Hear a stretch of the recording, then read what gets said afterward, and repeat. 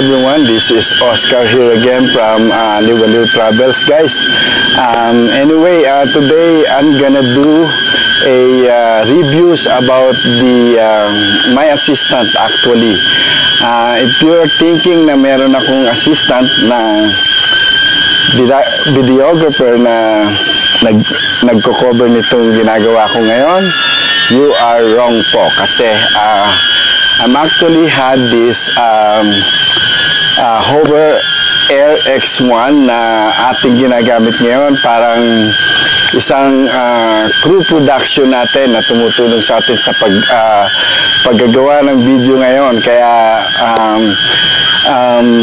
it is really parang hindi naman karapat-dapat kung hindi siya mabibigyan ng review. Kaya samahan niyo ako ngayon para ipakita ko sa inyo kung ano yung nagagawa nitong AI drone na ginagamit natin. Sandali.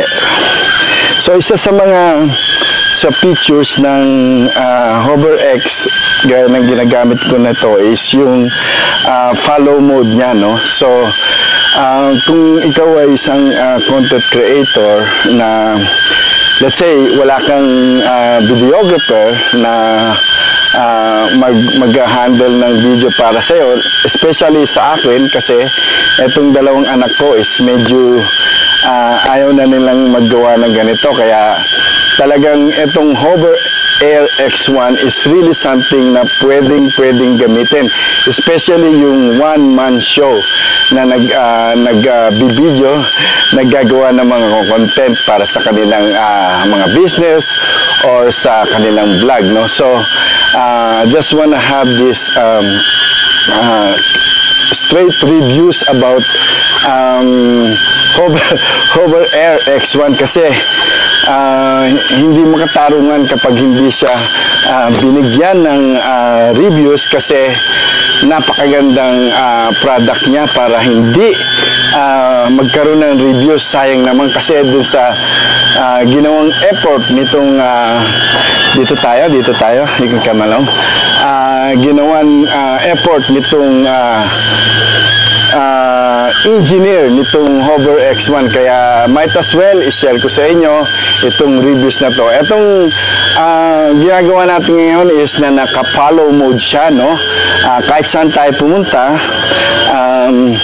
meron siyang AI mode, no? Intelligence na para sundan kanya, no? So let's say if you are kind of like vlogging, no? And you want to create a content, no, na hindi mo na kakailanganin ng videographer. So ito yung is talagang napakalupit na features nitong Hover X, no, 1. And today mapapansin nyo,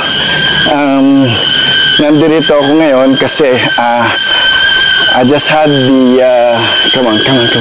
I just had my the new canoe na kinuha namin, na nabili namin, na ngayon actually lilinisan ko. So might as well use this as our props today para mapakita sa inyo itong mga nagagawa ng Hover X. Anyway, tingnan nyo yung iba niya pang pwedeng mga bagay na gawin.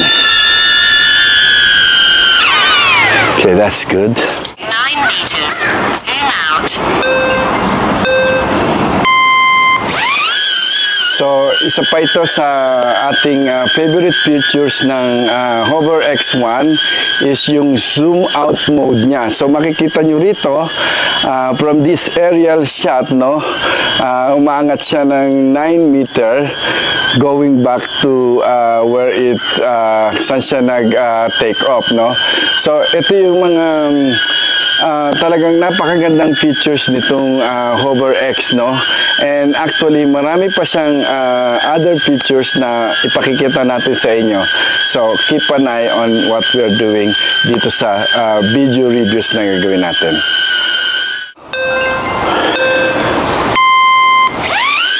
Ito, isa pa rin sa napakagandang features nitong HoverX, itong tinatawag na bird's eye view. So from bottom, no, sa baba, aakyat siya ng 15 meters way up high, no? So nag-i-spin din siya.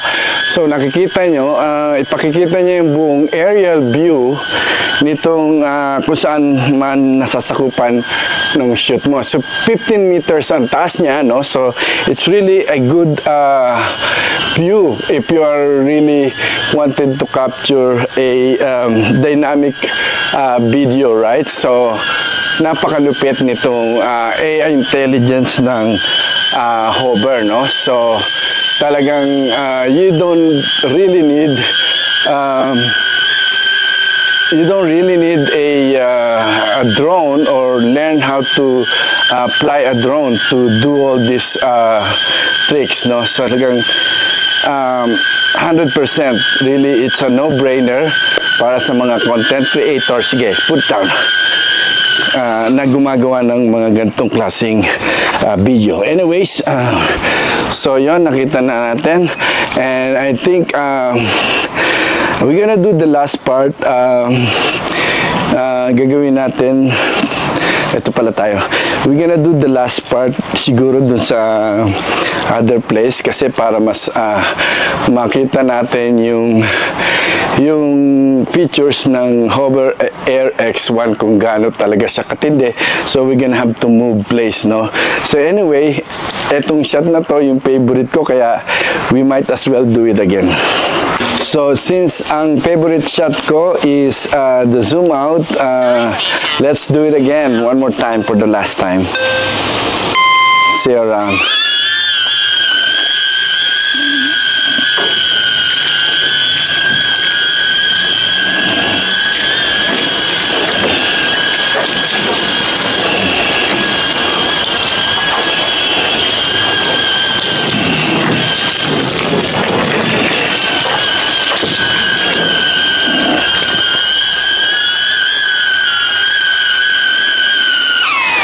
There you go. Nakita nyo yung explosive, talagang napakalupit na nagagawa nitong Hover Air X1. Talagang guaranteed, no?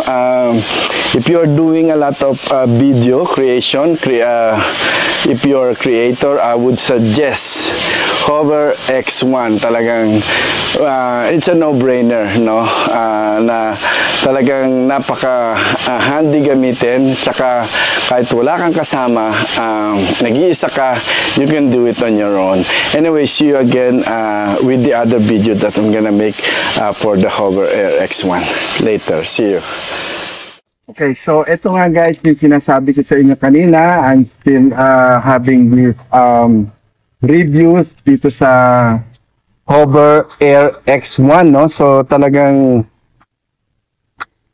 it's a no-brainer talaga na something na magagamit mo kapag ulit-ulit yung sinasabi, you are a content creator or meron kang ginagawang video para sa business mo.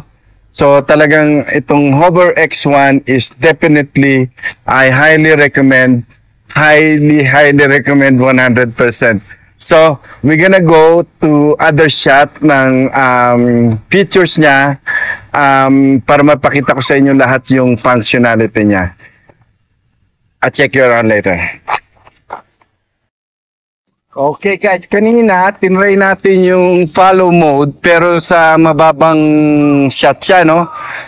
Pero sa napapansin ko ngayon, medyo mababa pa rin siya. Ewan ko lang kung it's because of the wind, no? Or far distance pala to, itong ginagawa natin. Far distance. So mapapansin nyo, no? Itong Hover Air X is talagang kinocover niya tayo, no? Kahit na tumakbo ka, sasabayan sa'yo. So hindi yan mawawala, no? So tingnan mo. Ayan, wag na masyado sigurong maraming distraction, magiging okay naman yung shot niya. Kaya pansinin mo rito, no? So talagang very effective tong drone na to, no? Just make sure ilalayo nyo siya sa yung tatamaan talaga yung something. So basically itong drone na to, ay highly suggested, no? Para sa mga hindi gusto, kasi ang hirap mag-fly ng drone, no? So I think this is the better way.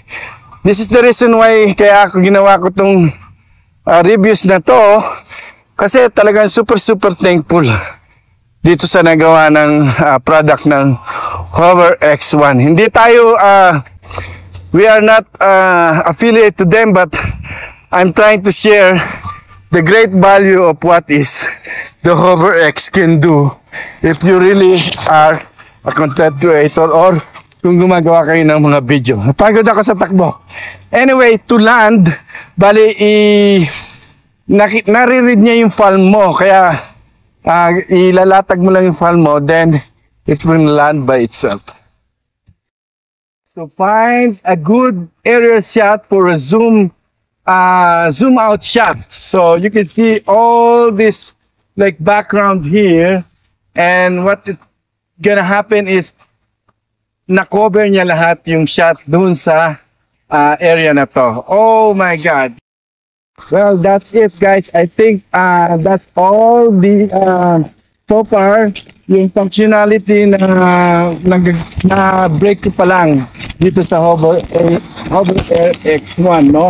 So there's still another function like the sideway, but I think I have to break first yung parang skill level set niya para magawa mo yun. So yun yung hindi ko pa nagagawa, but on top of that, I think those features pa lang na nagawa natin is really explosive na. Yung talagang magagamit siya sa lahat ng needs mo, no?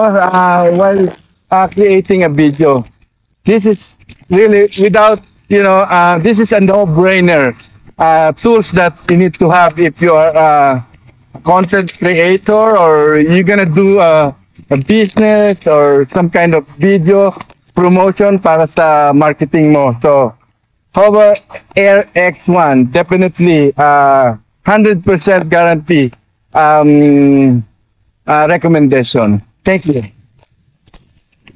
Home. Follow me, baby.